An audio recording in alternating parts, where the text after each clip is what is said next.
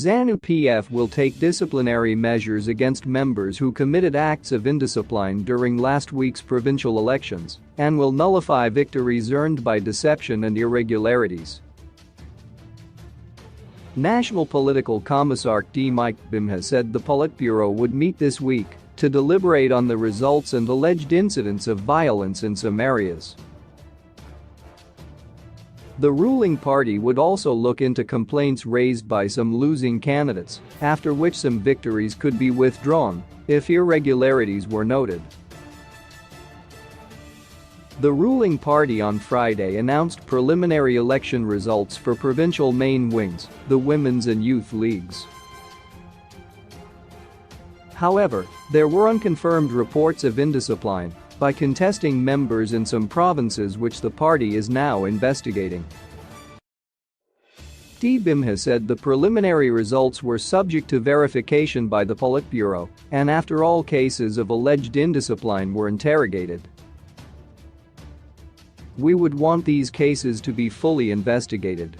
Where we have candidates that would have been involved in cases of violence, such candidates will be disqualified and furthermore be subjected to the party's disciplinary procedure, said Bimha.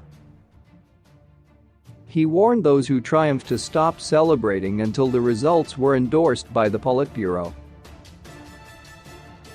In terms of these preliminary results, it's not time for those who have triumphed to celebrate yet.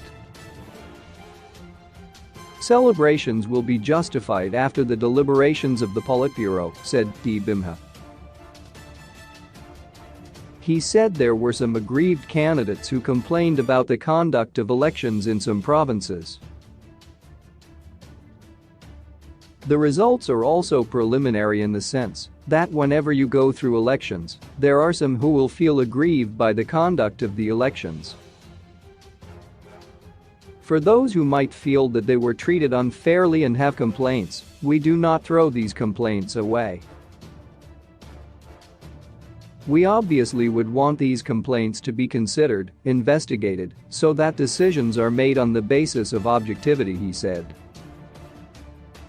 Bimha said his office was also waiting for reports from the teams that were supervising the elections in the various provinces. Mashonaland West's newly elected provincial youth chairman, Tapiwa Masenta, thanked President Nangagwa, who is the first secretary of the party, for exhibiting a high level of democracy in the recently held internal elections. I am looking forward to spearheading youth programs in line with Vision 2030. We are also expected to mobilize youths, especially from tertiary institutions, to join the Revolutionary Party and be part of the bigger team ahead of the 2023 elections, said Masenta. Masenta said as the vanguard of the party, youths were going to defend the country from Western machinations. His colleague from Mashonaland East, Isaac Taskin, hailed the party's leadership for its stance on the age limit for Youth League executive members. The party has maintained that only those who are 35 years and below are allowed to contest for the positions. We want the voices of the youths to be heard, said Taxon.cde. Emmanuel Mahachi, who won in Harare, said he was geared to mobilize youths for the party through online platforms. We want the party to win all seats in Harare during the by-elections, set for the first quarter of the year, said Mahachi.